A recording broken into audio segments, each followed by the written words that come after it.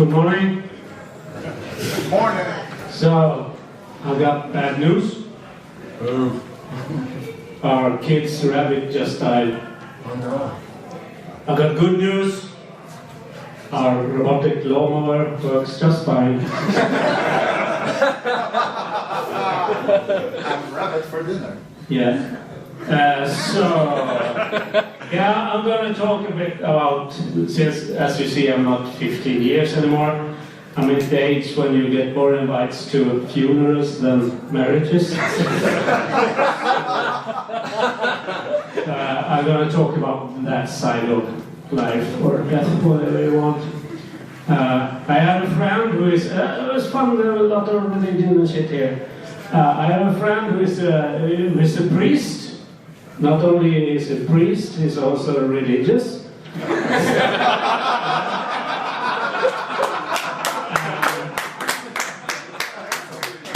And he hates his wife. So he said, well, he can't kill her, right? You're not allowed to do that according to the Bible. They say, those who read it. And you're not so. And he can't divorce her either, because until death do you part. And then you're back to this murder thing again. So he said, fuck this, I have to commit suicide just to get out of this shit. So he started with, you know, this amateur version of suicide, with a rope in the ceiling and around his neck like this, and he stood on a chair, and he jumped down, and nothing happened because the rope was too long. So then he went into the pharmacy and stole every bottle of pills he could find, and he took them. I'm gonna die. As it turns out, that was laxatives. So the only result was 3.5 hours on the toilet, a very clean colon, and another failed suicide attempt. So then he said, well, I have to do something drastic. So he stripped off all his clothes, and he smeared himself with lingonberry jam and honey. And he went out to the forest and sat under a tree waiting to be eaten by a bear. Now, where we live, in the south of Sweden, the last bear was shot in 1865.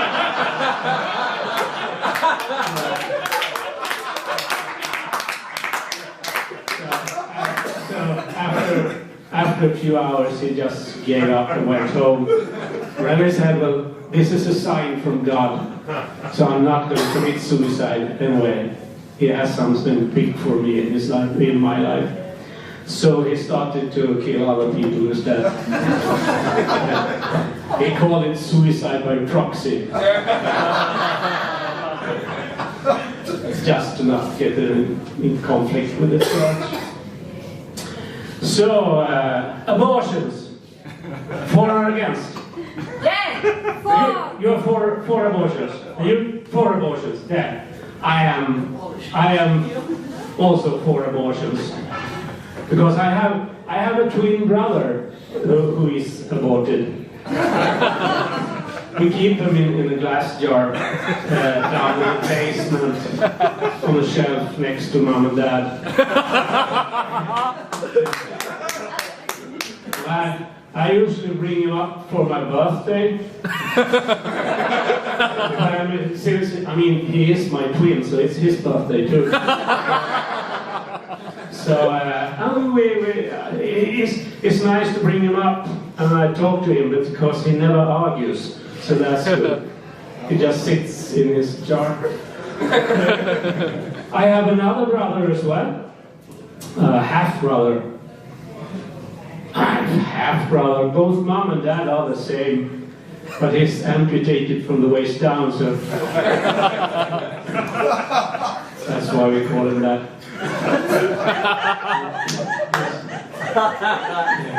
His children call him Daddy No Legs. So, I had a sister once. She had leprosy. You know what that is? Leprosy? I didn't thought you had leprosy in Sweden. Yeah, we do. We had everything. No, she had leprosy. And so she sneezed and her head fell off. So she died. True story. So, what more can I tell you about my life? My wife has cancer. Yay! Well, she's alive. No, wait. Not cancer. What's that other thing that women get? Chlamydia! Yeah. My wife has chlamydia. Yeah, sure. And still she says I never give her anything special for her birthday. So that's a classical joke. I have to make some nice jokes as well. And that was my only nice joke. Yeah, but my wife, we've been married now for 30 years or something. Yay! Yay! And it's not as bad as it sounds though. Because after the first 25 years, you just resign and give up. And then it's more like a slow journey towards death.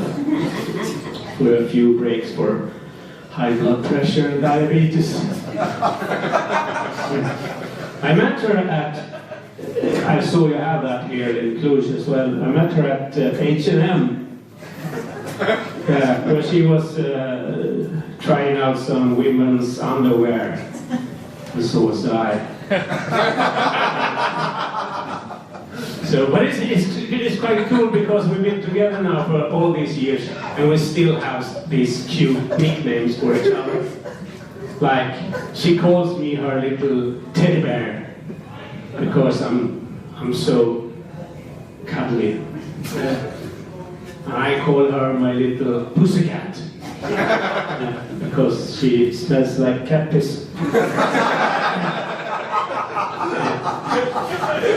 But it's still the woman of my life, right? It's the love of my life.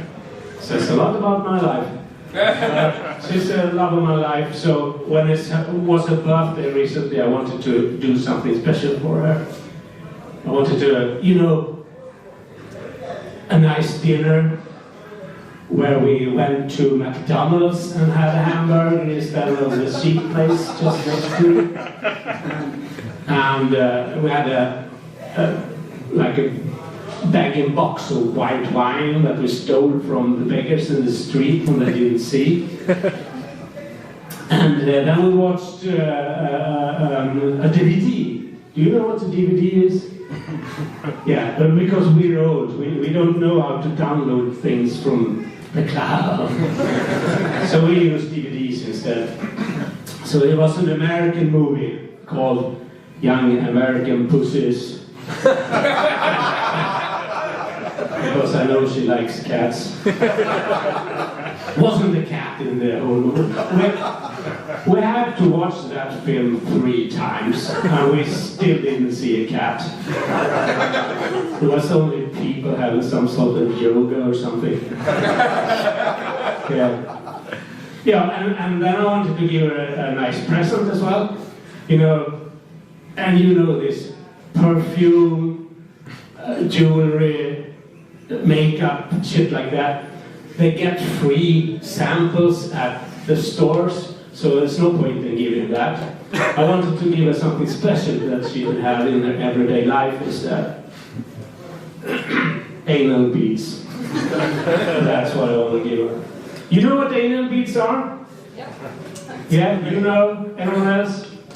Otherwise I can explain to you. It's like most small balls or beads on a piece of string, and you're supposed to push them up your behind, and then you pull them out one by one, like.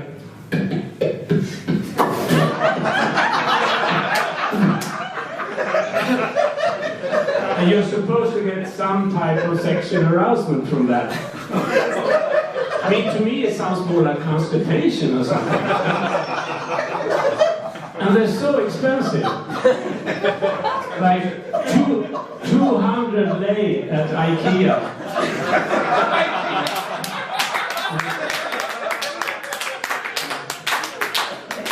Yeah, but I thought I'm a handy guy, so I make them myself.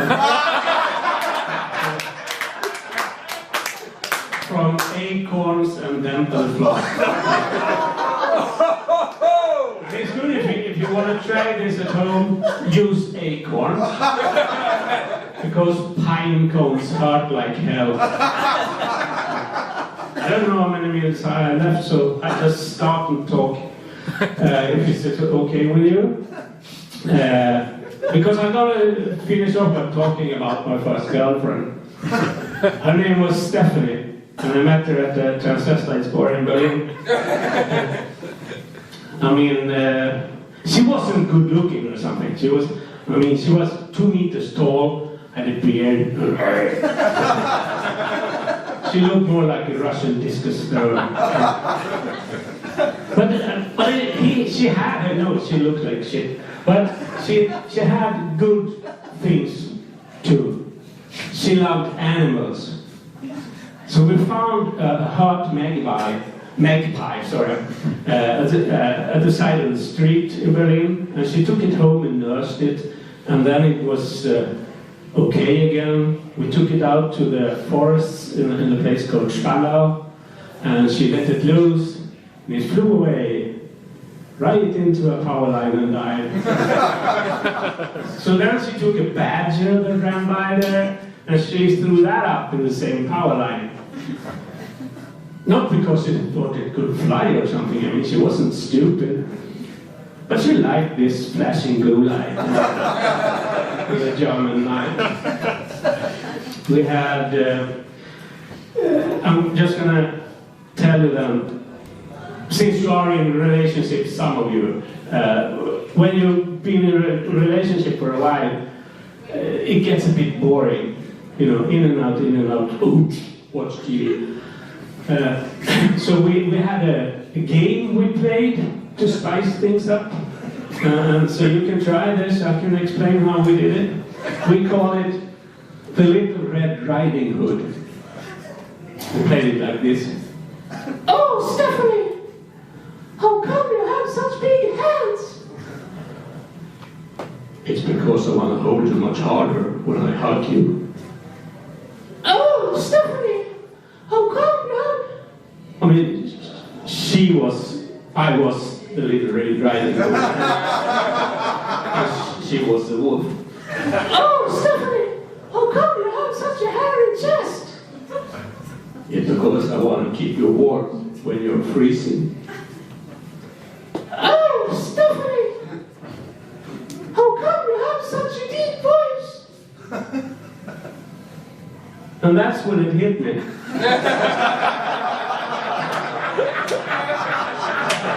Why?